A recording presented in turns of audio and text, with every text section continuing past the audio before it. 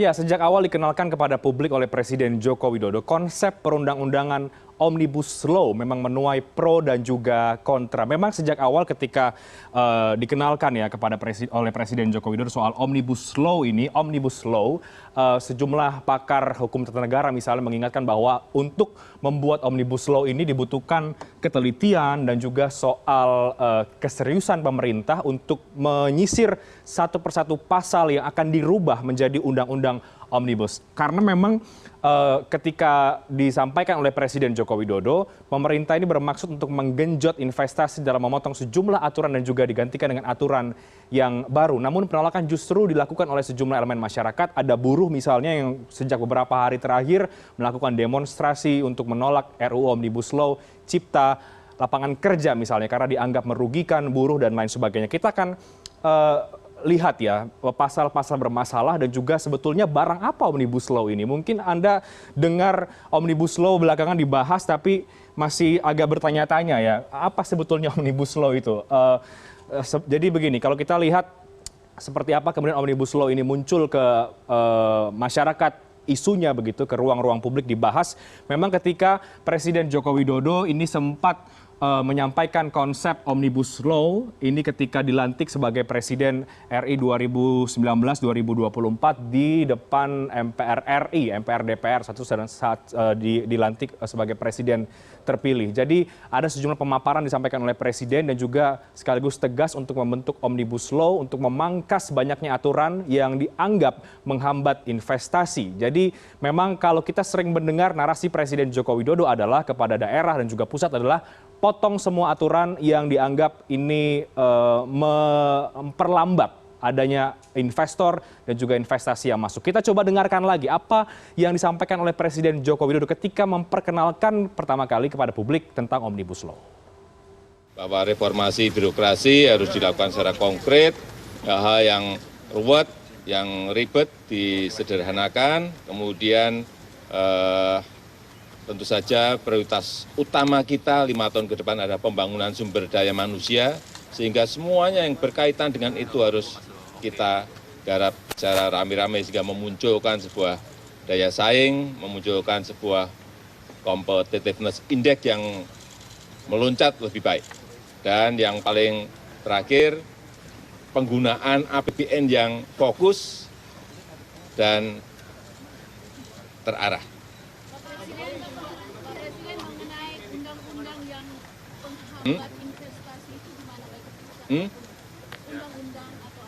Itu nanti yang sudah saya sampaikan kemarin di pelantikan Presiden dan Wakil Presiden, bahwa akan dilakukan dengan cara cepat lewat Omnibus Law. 24 undang-undang nanti akan semuanya akan dilakukan revisi lewat Omnibus Law. Ya, sebagai produk perundang-undangan, mungkin dalam hukum tata negara ya, Omnibus Law ini sebetulnya bukan barang yang baru. Tapi untuk di Indonesia, karena belum pernah ada satu aturan Omnibus, ini menjadi barang yang baru. Jadi, apa sebetulnya Omnibus Law? Ini kan yang sejak awal publik masih bingung ya, apa sebetulnya Omnibus Law, mengapa seolah-olah kok sangat menakutkan. Jadi, Omnibus Law itu adalah menyatukan sejumlah aturan ya, aturannya menjadi satu aturan saja. Jadi tidak hanya kemudian misalnya begini, ada isu-isu yang cukup besar kemudian dijadikan satu undang-undang saja, misalnya soal RUU Cipta Kerja yang memang sudah diusulkan oleh pemerintah. Jadi Omnibus Law adalah memangkas aturan-aturan yang banyak, kemudian dibuatlah satu produk undang-undang yang bernama Omnibus. Jadi ini seringkali disebut kemudian undang-undang sapu jagat ya. Ini istilahnya sapu jagat karena ini menyapu banyak undang-undang dan juga aturan dan dibuat menjadi satu undang-undang saja. Jadi ini menyasar sejumlah isu-isu besar yang kemudian dianggap mungkin memiliki peran yang cukup untuk katakanlah soal ekonomi, soal investasi dan lain sebagainya. Jadi undang-undang yang cukup banyak itu kemudian disatukan menjadi undang-undang yang bentuknya adalah omnibus. Jadi bedanya apa kemudian dengan undang-undang yang bukan omnibus adalah undang-undang omnibus ini menyapu banyak sekali isu, satu isu besar yang saling berkaitan dijadikan dalam satu undang-undang. Jadi tidak perlu banyak undang-undang. Itu yang kemudian dimaksud oleh Presiden Joko Widodo adalah memangkas undang-undang yang berbenturan dan lain sebagainya. Jadi ada satu undang-undang yang kekuatannya cukup besar, artinya begitu ya, mempunyai kedudukan yang sangat penting, sangat besar karena ini adalah menyapu banyak aturan-aturan. Nah, di Semarang, saudara, pasca unjuk rasa menolak Undang-Undang Cipta Kerja di depan kantor DPRD Jawa Tengah, polisi menangkap sekitar 50 orang yang diduga provokator. Polisi menduga unjuk rasa ditunggangi oleh pihak tertentu.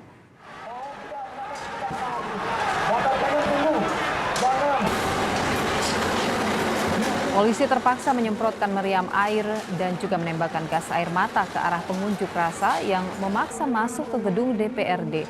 Setelah unjuk rasa dibubarkan, polisi pun melakukan penyisiran ke beberapa ruas jalan di sekitar gedung DPRD Jawa Tengah.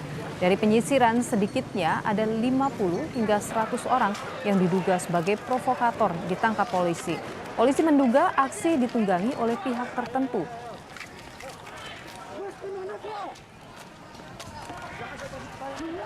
Mungkin rekan-rekan dari pertama sudah melihat sebelum Korlap datang ada masa yang kita tahu itu dari mana yang bisa merubuhkan pagar daripada gedung DPR ini. Kita masih persuasif, kemudian Korlap baru datang, kita juga persuasif sampai dengan Korlap ini sudah mau kembali pulang dan sudah disuruhkan untuk kita pulang. Namun ada masa yang tidak kita kenal yang mungkin juga bukan para buruh ataupun adik-adik mahasiswa yang berusaha untuk memang melakukan tindakan anarkis. Seperti contoh tadi saya sudah beberapa kali menyampaikan untuk tidak melakukan pelemparan dan pengerusakan, tapi mereka masih melakukan pengerusakan. Setelah unjuk rasa dibubarkan, petugas kebersihan langsung dikerahkan untuk membersihkan sisa-sisa kericuhan dan juga vandalisme di sekitar gedung DPRD Jawa Tengah. Polisi mengungkapkan akibat kerusuhan, beberapa kendaraan milik anggota DPRD rusak di amuk massa. Kaca jendela kantor DPRD serta sejumlah fasilitas umum seperti trotoar jalan juga dilaporkan rusak.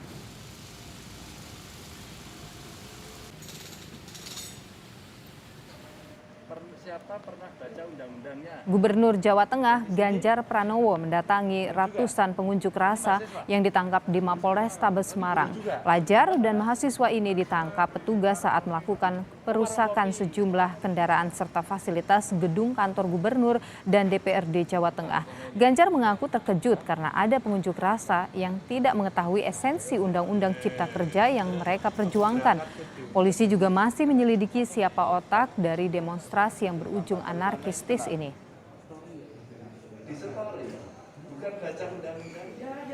Kita melihat kalau seandainya dari bukti-bukti yang ada di lapangan terkait dengan barang bukti, kemudian juga alat bukti, mereka ini merupakan pelaku tindak pidana, kita proses secara hukum, gitu. Jadi kita ini sekarang kalau siapa yang ini saya belum bisa menyampaikan siapa yang kena, tapi yang pasti sedang kita lakukan pemeriksaan. Kita akan mulai dari yang di lapangan siapa, kemudian meningkat berikutnya siapa, dan berikutnya siapa supaya kita bisa tahu siapa ini dalangnya semuanya.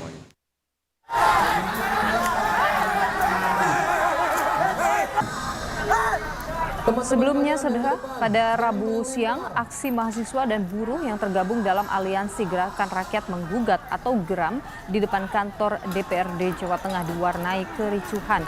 Mahasiswa melempar batu ke arah polisi dan gedung DPRD Jawa Tengah. Ini dipicu saat upaya mahasiswa masuk ke gedung DPRD Jawa Tengah dihalangi oleh polisi. Dalam aksinya, pengunjuk rasa menuntut agar Undang-Undang Cipta Kerja dicabut.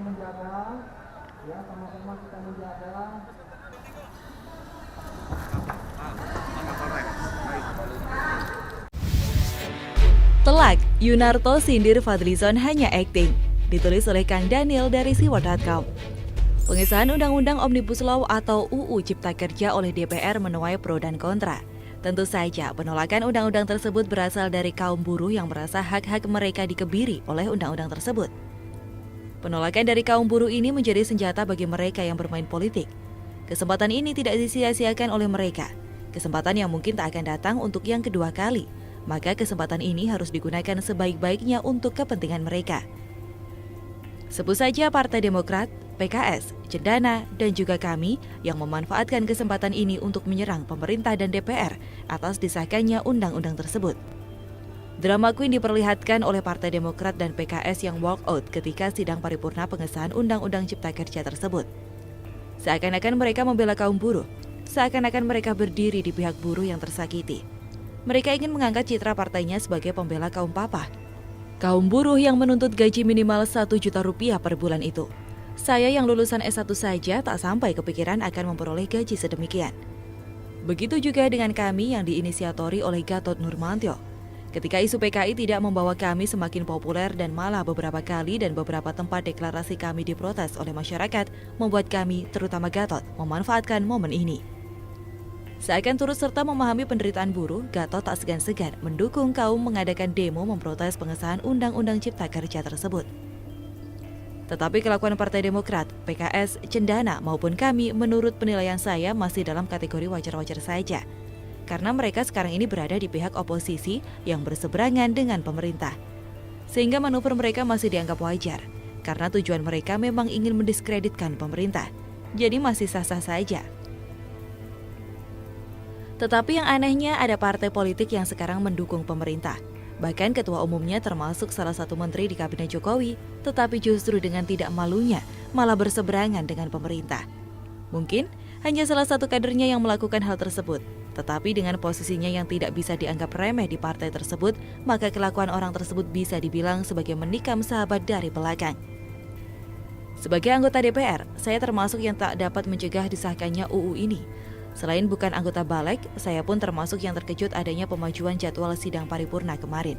Sekaligus mempercepat masa reses, ini bukan apologi, tapi realitas dari konfigurasi politik yang ada. Saya mohon maaf, kata Fadlizon dalam keterangannya. Sebagai partai pendukung pemerintah, seharusnya Fadlizon tidak mengucapkan kata-kata yang seakan membela dirinya tersebut. Bukankah secara garis besar partainya sudah mendukung pengesahan undang-undang tersebut? Kenapa Fadlizon malah mengemukakan seakan berseberangan dengan garis partainya tersebut? Kelakuan Fadlizon ini pun mendapatkan sindiran keras dari bos Carta Politika Yunarto Wijaya. Yunarto menyindir Fadlizon bahwa apa yang dikatakannya itu hanya akting belaka demi menjaga citra diri sebagai pengkritik pemerintah. Sekali akting, 2-3 pulau terlampaui. Begitu cuitan Yunarto Wijaya mengomentari sebuah cuitan berita dari Detik.com yang menyebutkan Fadlizon mengkritik pengesahan UU Cipta Kerja yang mana Fadlizon mengaku sebagai anggota DPR dirinya powerless atau tidak mempunyai daya untuk mencegah pengesahan UU Cipta Kerja tersebut. Iya, kali ini bukan hanya Partai Demokrat, PKS yang bermain drama, tetapi seorang Fadlizon pun bermain drama demi mengangkat citra dirinya. Padahal jelas-jelas partainya sendiri mendukung pengesahan Undang-Undang Cipta Kerja tersebut. Jadi tidak salah jika Yunarto menyindir Fadlizon sebagai pemain drama. Sekali akting, 2-3 citra terlampaui. Sungguh hebat. Tetapi sesungguhnya hanyalah sebuah drama yang tidak punya arti apa-apa. Namanya juga drama, habis dinikmati, ya berlalu begitu saja. Sungguh saya sendiri tidak paham dengan posisi Fadlizon ini. Terus-menerus bermain dua kaki. Di satu sisi, partainya mendukung pemerintah. Tetapi lagaknya terus-menerus menyerang pemerintah yang dimana ketua umumnya sendiri berada di dalamnya. Apakah Fadlizon sudah tidak menghormati Prabowo sebagai ketua umum Partai Gerindra? Sampai-sampai kelakuannya selama ini terus-menerus melecehkan keputusan Prabowo yang bergabung dengan pemerintah. Apakah Prabowo sudah tidak dianggap lagi oleh Fadlizon? Sehingga Fadlizon bertindak sewenang-wenang sendiri. Hanya Fadlizon dan Prabowo yang tahu.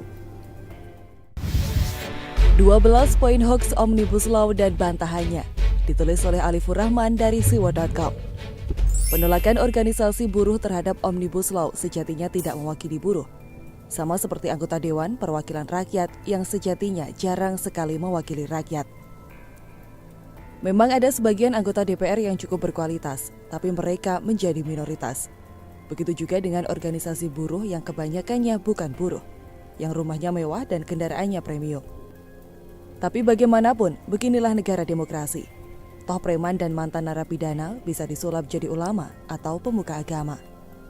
Melawan mereka dengan cara mencuci label yang sudah melekat terbukti tidak efektif. Karena mereka sudah terlanjur terbentuk. Maka dari itu, kita fokus saja pada perang pemikiran. Dari pesan-pesan provokasi yang mereka bawa dan sebarkan.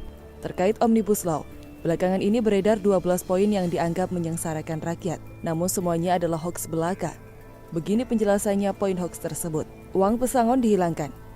Uang pesangon tetap ada, dan ini tertuang dalam bab 4 Ketenagakerjaan pasal 89 tentang perubahan terhadap pasal 156 ayat 1 Undang-Undang Nomor 13 Tahun 2003.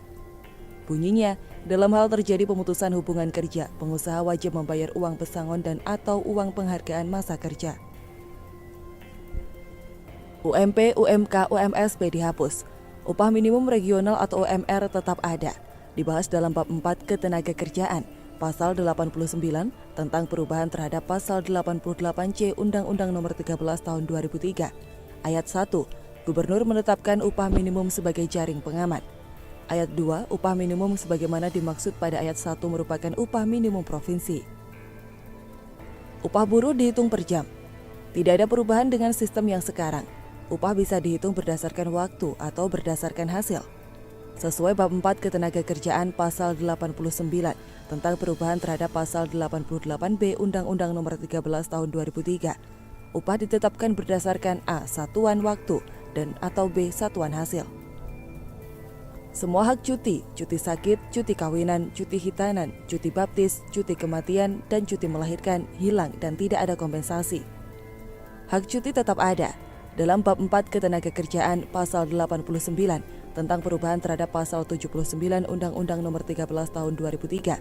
Ayat 1, pengusaha wajib memberi A. waktu istirahat dan B. cuti.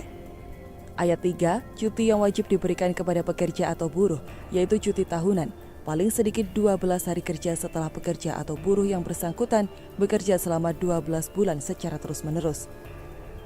Ayat 5, selain waktu istirahat dan cuti sebagaimana dimaksud pada ayat tersebut, perusahaan dapat memberikan cuti panjang yang diatur dalam perjanjian kerja, peraturan perusahaan atau perjanjian kerja bersama. Outsourcing diganti dengan kontrak seumur hidup.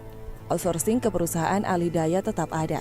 Pekerja menjadi karyawan dari perusahaan alih daya. Pada bab 4 Ketenagakerjaan, pasal 89 tentang perubahan terhadap pasal 66 ayat 1 Undang-Undang Nomor 13 Tahun 2003. Hubungan kerja antara perusahaan alih daya dengan pekerja atau buruh yang dipekerjakannya didasarkan pada perjanjian kerja waktu tertentu atau perjanjian kerja waktu tidak tertentu.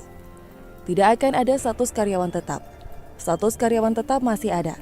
Bab 4 Ketenagakerjaan, pasal 89 tentang perubahan terhadap pasal 56 Undang-Undang Nomor 13 Tahun 2003. Ayat 1, perjanjian kerja dibuat untuk waktu tertentu atau untuk waktu tidak tertentu.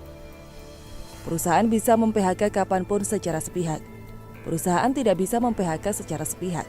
Bab 4 Ketenagakerjaan, pasal 90 tentang perubahan terhadap pasal 151 Undang-Undang Nomor 13 Tahun 2003.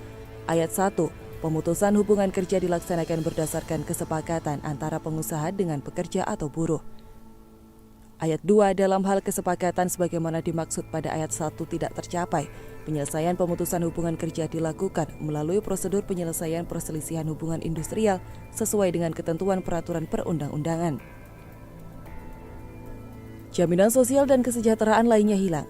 Jaminan sosial tetap ada. Bab 4 Ketenagakerjaan pasal 89 tentang perubahan terhadap pasal 18 Undang-Undang Nomor 40 Tahun 2004. Jenis program jaminan sosial meliputi A. Jaminan kesehatan, B. Jaminan kecelakaan kerja, C. Jaminan hari tua, D. Jaminan pensiun, E. Jaminan kematian, dan F. Jaminan kehilangan pekerjaan. Semua karyawan berstatus tenaga kerja harian. Status karyawan tetap seperti biasa. Bab 4 Ketenagakerjaan pasal 89 tentang perubahan terhadap pasal 56 ayat 1 Undang-Undang Nomor 13 Tahun 2003. Perjanjian kerja dibuat untuk waktu tertentu atau untuk waktu tidak tertentu. Tenaga kerja asing bebas masuk. Tenaga kerja asing tidak bebas masuk, justru harus memenuhi syarat dan peraturan. Tidak bisa seenaknya lagi seperti sekarang. Dalam bab 4 Ketenagakerjaan pasal 89 tentang perubahan terhadap pasal 42 ayat 1 Undang-Undang Nomor 13 Tahun 2003. Setiap pemberi kerja yang memperkerjakan tenaga kerja asing wajib memiliki pengesahan rencana penggunaan tenaga kerja asing dari pemerintah pusat. Buruh dilarang protes, ancamannya PHK. Tidak ada larangan dan tidak ada dalam pembahasan Omnibus Law. Libur hari raya hanya pada tanggal merah, tidak ada penambahan cuti. Tidak ada dalam pembahasan Omnibus Law. Sejak dulu penambahan libur di luar tanggal merah tidak diatur undang-undang tapi kebijakan pemerintah. Jika kalian menemukan hoaks dan provokasi penolakan Omnibus Law, silakan Kompas di kolom komentar, kita akan bantah dan luruskan. Jangan mau dibodoh-bodohi dan diprovokasi oleh para mafia yang mengatasnamakan rakyat dan buruh.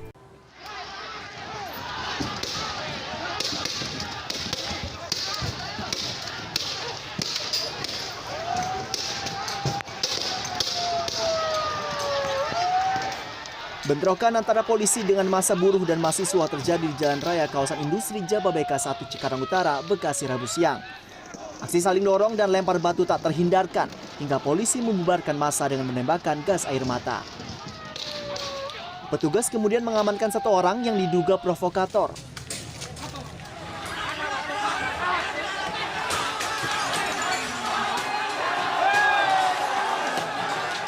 Di Tasikmalaya, massa meruntuhkan 2 gerbang pintu masuk ke area komplek gedung DPRD. Massa yang semakin tak terkendali juga merusak pos keamanan dan memecahkan sejumlah pot bunga. Kericuhan dipicu keinginan massa yang meminta anggota DPRD Kota Tasikmalaya menemui pengunjuk rasa diabaikan, hingga membuat massa memasuki area gedung secara paksa.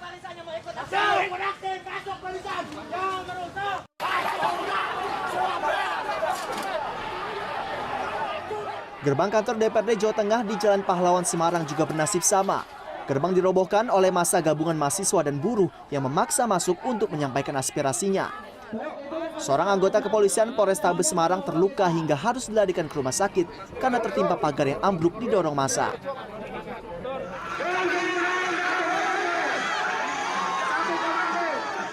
Aksi saling dorong antara ratusan anggota serikat buruh dan kepolisian juga terjadi saat para buruh yang akan melakukan sweeping ke salah satu pabrik garmen di kawasan industri Sukabumi Utara dihalangi oleh polisi.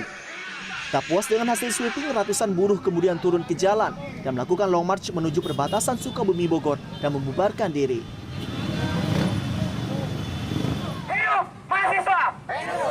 Sedangkan di Makassar, sejumlah jalan protokol diblokir oleh massa dengan menyandera sebuah tronton dan juga membakar ban bekas.